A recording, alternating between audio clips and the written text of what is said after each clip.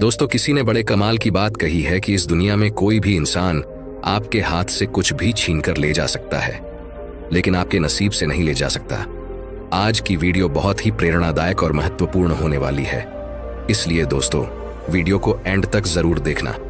तो चलिए दोस्तों, आज की प्रेरणादायक बौद्ध कहानी को शुरू करते हैं। पुराने समय की बात है। एक महान विद्वान ब्राह्मण थे जिनका नाम आचार्य रघु था। आचार्य के वार में सिर्फ वह, उसकी पत्नी और उनका एक छोटा बेटा था। आचार्य का अधिकांश समय अध्ययन और लेखन में ही व्यतीत होता था। उन्होंने कई महत्वपूर्ण पुस्तकें और ग्रंथों की रचना की थी, परंतु वे अपने लेखन और ज्ञान में इतने व्यस्त रहते थे कि अपने इकलौते पुत्र मुकेश पर ध्यान देने का समय ही नहीं मिल पाता था। एक दिन आचार्य जी की पत्नी ने उनसे कहा, क्या आपको अपने इकलौते पुत्र से कोई प्रेम ममता है या नहीं? पूरे दिन आप बस अध्ययन और लेखन में ही व्यतीत करते हैं। आचार्य ने उत्तर दिया, मेरे पास इन भावनाओं के लिए समय कहाँ है। आचार्य जी विद्वानों के बीच बहुत प्रतिष्ठित थे और राजा के दरबार में भी उनका बहुत सम्मान था। राजा ने कई बार उन्हें अपने दरबार में सलाहकार बनने के लिए अनुरोध किया था, लेकिन आचार्य जी हमेशा यह कहकर इनकार कर देते कि महाराज, आपकी सेवा में पर मुझे आपकी चापलूसी करनी पड़ेगी, जो मैं नहीं कर सकता। दूसरी तरफ उनका पुत्र मुकेश अपनी मां की अत्यधिक लाड़ प्यार में बिगड़ गया था। वह पाठशाला जाने की बजाय आवारा लड़कों के साथ समय बिताने लगा। आचार्य जी अपने लेखन और अध्ययन में इतने व्यस्त रहते थे कि उन्हें अपने पुत्र की हरकतों का पता ही नहीं चलता था। मुकेश ने जुआ खेलना शुरू कर दिया और समय के साथ मदिरापान भी करने लगा। उसकी संगत कुछ चोर उचक्के जैसे युवकों के साथ हो गई थी। एक दिन की बात है, मुकेश अपने चोर दोस्तों के साथ मंदिर में चोरी करने के लिए जाता है और जब वे तीनों मंदिर में चोरी कर रहे थे, तभी एक पहरेदार ने उन तीनों को चोरी करते हुए पकड़ लिया और उन्हें पकड़कर सीधे राजा के पास ले गए। पहरेदार ने कहा, महाराज, यह लड़के मंदिर में चोरी करते हुए पकड़े गए हैं और इनमें से एक आचार्य का पुत्र मुकेश है। यह सुनकर राजा भी अचंभित रह गए कि ज्ञान और धर्म का उपदेश देने वाले आचार्य का पुत्र चोरी में लिप्त है। राजा ने तुरंत एक सैनिक को आचार्य जी के घर पर सूचना देने के लिए भेजा। सैनिक ने जाकर कहा, आचार्य जी, आपका बेटा राजमहल में है, उसे मंदिर में चोरी करते हुए पकड़ा गया है। यह सुनकर आचार्य जी ने कहा, हे राम, यह क्या मेरे मुंह पर कालिख लगा दी? अब मैं किसी को क्या मुंह दिखाऊं उनकी? पत्नी ने कहा, महाराज, आपका बहुत सम्मान करते हैं, आप चाहे तो उसे माफी मिल सकती है। आचार्य जी ने उत्तर दिया, नहीं, मैं एक अपराधी की सिफारिश नहीं करूंगा, यह भी एक अपराध है। उनकी पत्नी ने धमकी दी, अगर आप राजा के पास नहीं जाएंगे तो मैं अपनी जान दे दूंगी। इस प्रकार आचार्य जी ने अपने सिद्धांतों के आगे झुकने से इनकार कर दिया और यही उनके व्यक्तित्व की महानता को दर्शाता है। आचार्य ने भारी मन से कहा, ओह, तुम्हारी इस जिद की वजह से मुझे राजा के पास जाना ही पड़ेगा। पत्नी की बात मानकर बिना इच्छा के बावजूद वे राजमहल पहुंचे। दरबार में उन्होंने राजा से निवेदन किया, राजन, मेरा पुत्र अभी नाबालिग है, उसे क्षमा कर दीजिए। राजा ने गंभीरता से जवाब दिया, यदि ऐसी बात है तो आपको राज दरबार में सभी के सामने मुझसे सार्वजनिक रूप से माफी मांगनी होगी, तभी मैं आपके बेटे को माफ कर सकता हूं। आचार्य ने सिर झुकाकर कहा, ठीक है राजन, मैं भरे दरबार में आपसे अपने बेटे के लिए क्षमा याचना करता हूं। आचार्य की इस विनती पर राजा ने उनके बेटे को इस शर्त पर माफ कर दिया कि भविष्य में वह कोई अपराध नहीं करेगा। परंतु इस घटना के बाद आचार्य जी की प्रतिष्ठा में धक्का लग गया। वे जहां भी जाते लोग कहते, आचार्य का बेटा चोर और उचक्का है। यह सब सुनकर आचार्य जी को बहुत दुख होता। इस अपमान और बेइज्जती के चलते आचार्य जी अब बीमार रहने लगे। उनके स्वास्थ्य पर इसका गहरा असर पड़ा। बेटा तो घर आ गया, लेकिन चोरी की उसकी आदत गई नहीं। उसने आचार्य जी की किताबें उठाकर बेचना शुरू कर दिया। एक दिन आचार्य जी ने पूछा, मेरी पुस्तकें कहाँ गई? तो बेटे ने लापरवाही से कहा, पिताजी, मैंने घर का कूड़ा कचरा साफ कर दिया। आचार्य क्रोधित कर बोले, अरे निकम्मे, तूने मेरा सर्वनाश कर दिया। कोसते ही रहते हैं। मुझे लगा वह किताबें किसी काम की नहीं, इसलिए मैंने उसे बेच दिया। आचार्य जी ने उसे ज्यादा कुछ कहा नहीं। समय बीतने के साथ साथ आचार्य की बीमारी और गंभीर होती गई। वे चिंतित थे कि उनके बाद उनकी पत्नी और आवारा बेटे का क्या होगा। वे बीमार थे, फिर भी एक महत्वपूर्ण ग्रंथ की रचना कर रहे थे। वे सोचते, मैं यह ग्रंथ पूरा करके ही मरूंगा। बीमारी के बावजूद वे दिन रात लिखते रहे और एक दिन उनका यह ग्रंथ पूरा हो गया। उन्होंने सोचा, मेरा ग्रंथ तो पूरा हो गया है, लगता है मेरे जीवन के दिन भी पूरे हो गए हैं। उस दिन उन्होंने अपने बेटे को पास बुलाया और कहा, बेटा, अभी भी समय है, तुम संभल सकते हो, अपने आप को काबिल बना सकते हो। उन्होंने अपना लिखा हुआ ग्रंथ बेटे को देते हुए कहा, बेटा, तुम्हारी बर्बादी मेरी ही लापरवाही का नतीजा है। यह अमूल्य ग्रंथ संभाल कर रखो, तुम्हें देने के लिए मेरे पास कुछ और नहीं है। मुकेश ने वह ग्रंथ की पोथी अपने पास रखी, परंतु मन ही मन वह सोच रहा था, मैं इस पोथी का क्या करूंगा? मुझे पढ़ना लिखना तो आता ही नहीं। अगर पिताजी ने कुछ पैसे दिए होते तो बात भी थी। अगले दिन सुबह आचार्य का देहांत हो गया। उनकी मृत्यु के बाद उनके परिवार पर मानो दुखों का पहाड़ टूट पड़ा। परंतु मुकेश को इस बात की कोई चिंता नहीं थी। वह तो अपने पिताजी के सामान में धन की तलाश करने लगा। पिताजी ने मेरे लिए एक कौड़ी भी नहीं छोड़ी। मुकेश निराश होकर बैठ गया। कुछ समय और बीता तो माँ बेटे की हालत इतनी खराब हो गई कि खाने के भी लाले पड़ने लगे। एक दिन माँ ने तंग आकर बेटे से कहा, बेटा, कुछ काम धम करके लाओ, नहीं तो हम भूखे मर जाएंगे। मुकेश ने उदास मन से जवाब दिया, माँ, मुझ जैसे अनपढ़ और बदनाम को कौन काम देगा? ये सुनकर माँ ने सोचा, क्यों ना मैं राजा के पास जाऊं। मेरे पति का राजा बहुत सम्मान करते थे, शायद वह हमारी मदद कर दे। यह सोचकर वह राज दरबार पहुंची और राजा से गुहार लगाई, महाराज, हम भूखों मर रहे हैं, हमारी मदद कीजिए। राजा ने खड़े स्वर में कहा, क्या मदद? तुम्हारे पति को मैंने बहुत बार सलाहकार बनने के लिए अनुरोध किया था, लेकिन आचार्य हमेशा यह कहकर इनकार कर देते थे कि महाराज, आपकी सेवा में आने पर मुझे आपकी चापलूसी करनी पड़ेगी, जो मैं नहीं कर सकता। राजा ने कहा, तुम्हारा बेटा अब कमाने लायक है, मैं तुम्हारी कोई मदद नहीं कर सकता। निराश होकर माँ घर लौट आई। घर पहुंचकर मुकेश ने माँ को अपने पिता की दी हुई पोथी दिखाते हुए पूछा, माँ, पिताजी ने यह पोथी मुझे क्यों दी? माँ ने दुखी स्वर में कहा, बेटा, ये तेरे पिता की ज्ञान की आखिरी निशानी है। मुकेश ने उस पोथी को पढ़ने की कोशिश की, पर वह उसके लिए काला अक्षर भैंस बराबर थी। कुछ सोचकर वह अपने पड़ोस के रामलाल के पास गया और बोला, रामलाल काका, आप तो पढ़े लिखे हैं, क्या आप मुझे इस पोथी का मतलब बता सकते हैं? रामलाल ने पोथी खोलकर देखा और बोले, इसमें तो बहुत कठिन श्लोक लिखे हैं, इनका अर्थ तो कोई महापंडित ही बता सकता है। मुकेश निराश होकर वापस लौट आया।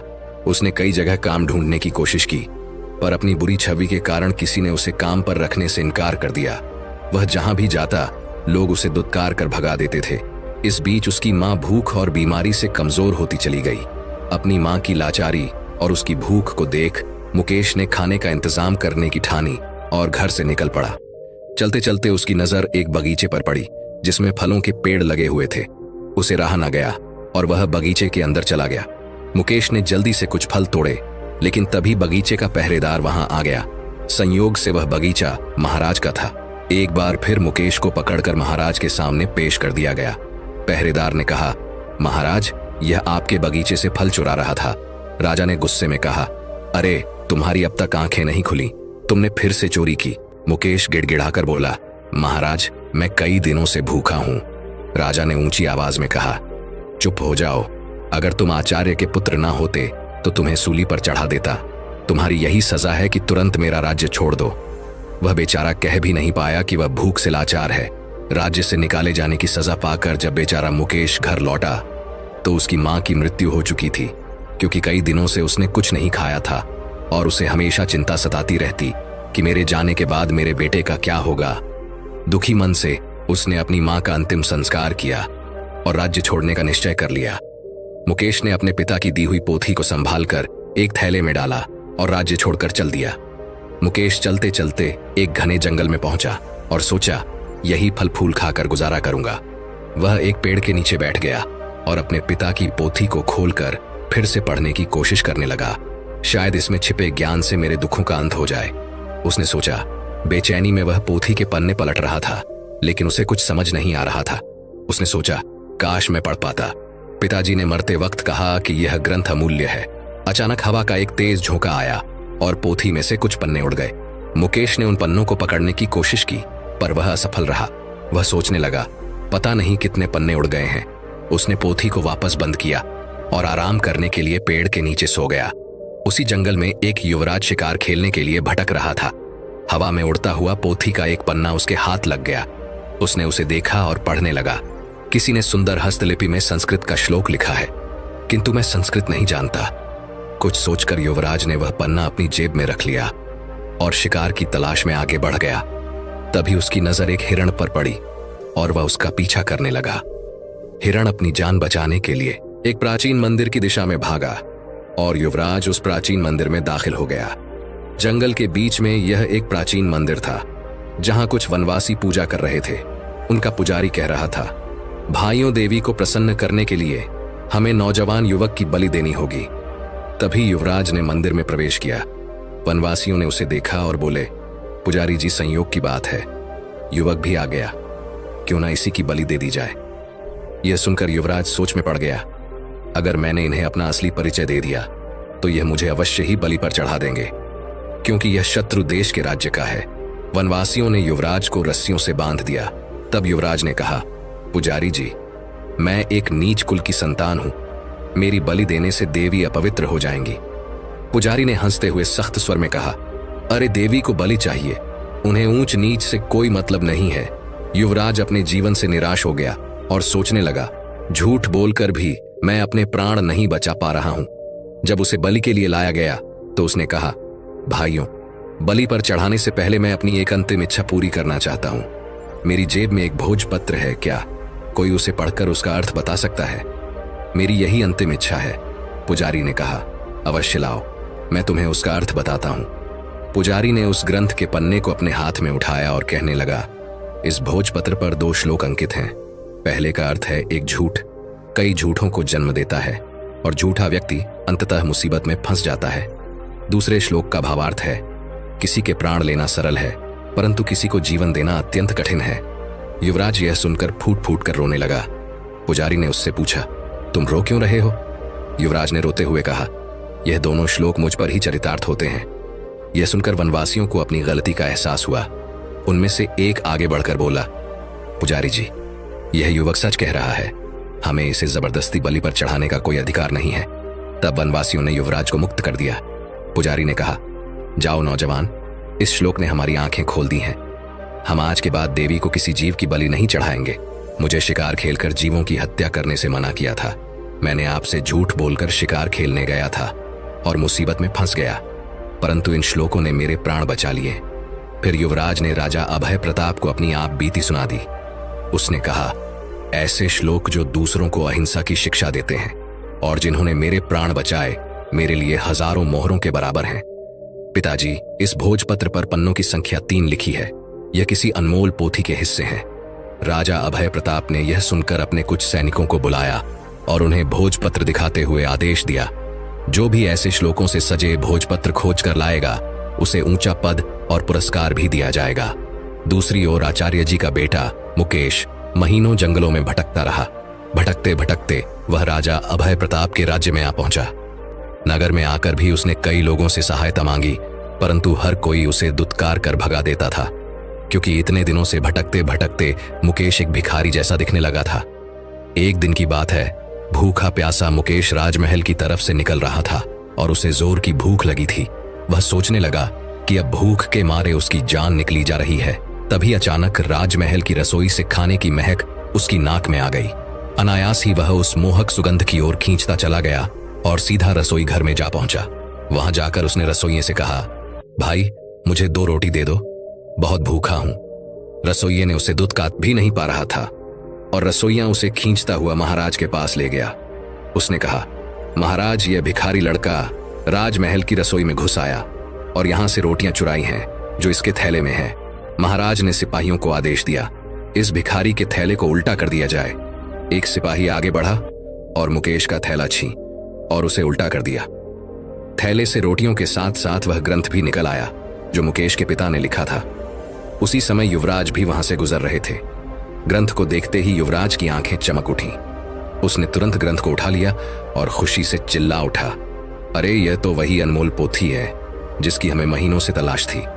फिर युवराज ने मुकेश की ओर देखा और आदरपूर्वक अपने सिपाही से कहा, इस धनवान लड़के को सम्मान से बिठाया जाए। फिर उस लड़के को एक सिंहासन पर बैठाया गया। युवराज ने पूछा, भाई, तुम्हारा नाम क्या है? लड़के ने कहा, मेरा नाम मुकेश है। युवराज ने कहा, इतनी अनमोल संपत्ति होने के बावजूद भी तुम भीख मांग रहे हो। मैं इस पोथी के लिए तुम्हें 5,000 स्वर्ण मुद्राएं देने को तैयार हूं। मुकेश यह सुनकर एकदम अचंभित रह गया और बोला, क्या कहा? 5,000 स्वर्ण मुद्राएं कम नहीं है महाराज। मैं सोच रहा था कि लाखों की संपत्ति रखते हुए भी मैं भूखा मर रहा था। फिर उसने कहा, मित्र, इस पोथी के वचनों ने सदा मुझे पतन के गड्ढे में गिरने से बचाया है और मेरे प्राणों की रक्षा की है, लेकिन मेरी आंखें बार बार ठोकर खाकर भी नहीं खुली। युवराज ने पोथी खोली और मुकेश को पहले और दूसरे पन्ने के श्लोक सुनाने लगा। उसमें लिखा था, अविद्या सारे कपटों की जननी है और संकटों में ही अपने और पराये की पहचान होती है। मुकेश ने कहा, सचमुच अविद्या ने ही मुझे दर दर का भिखारी बना दिया। अगर मैंने बचपन में ही विद्या ग्रहण की होती तो आज मैं भी अपने पिता की तरह एक विद्वान होता। युवराज ने कहा, भाई मुकेश, अपनी पोथी का यह मूल्य स्वीकार करो। और यह कहते हुए उसने स्वर्ण मुद्राओं की थैली मुकेश को थमा दी। मुकेश ने थैली को हाथ में लेते हुए कहा, अब मैं धन का बोझ कहां उठाता फिरूं? इस धन को मैं गरीब बच्चों की अविद्या दूर करने के लिए लगाऊंगा। युवराज ने कहा, मित्र, अब तुम एक भिखारी नहीं रहे, तुम तो अब महान धनवान हो गए हो। मुकेश सोच रहा था, काश यह समझ मुझे बचपन में ही आ गई होती तो शायद मेरे माता पिता आज यहां होते। इसके बाद मुकेश ने वह धन ग्रहण किया और उसने उस धन से गरीब बच्चों के लिए एक पाठशाला बनवाई और खुद भी विद्या ग्रहण करने लगा। तो दोस्तों, कैसी लगी आपको आज की ये वीडियो और इस कहानी से आपने क्या सीखा, वह हमें कमेंट बॉक्स में कमेंट करके जरूर बताएं।